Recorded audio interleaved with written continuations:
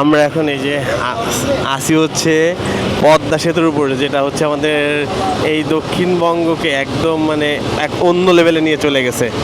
আগে আমাদের ঢাকা যাইতে লাগতো হচ্ছে নড়াইলে সন্ধ্যার সময় রওনা দিলে সকালবেলা ঢাকা পৌঁছাইতাম, আর ঢাকার থেকে সকালে রওনা দিলে রাত্রে এসে নড়াইলে পৌঁছাতো। আর এখন 2 ঘন্টায় আমরা রিল্যাক্সে চলে যেতে পারতাছি ঢাকায়, মানে 9টার সময় রওনা দিয়েছি ঢাকাতে, 11টার ভিতরে আমি ঢাকায় পৌঁছাই যাবো।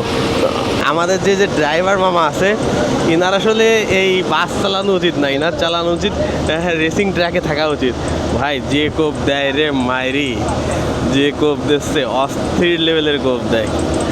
তা আসলে পদ্মা সেতুটা আমাদের জন্য অনেকই ভালো, মানে অনেক মানে কি বলবো, একটা অন্য লেভেলের। মানে আগে আমাদের জিনিসপত্রের দামও এই পদ্মা সেতুর জন্য অনেক কমে গেছে, একদম সহজেই ঢাকা থেকে সব কিছু চলে আসে। এক কথায় অসাধারণ। মানে এই পদ্মা সেতুতে আমাদের যে জীবনযাত্রা, বিশেষ করে আমাদের এই বঙ্গের মানুষের জীবনযাত্রা কতটা সহজ করতেছে তা আসলে বলে বোঝানো যাবে না, এক কথায় অসাধারণ।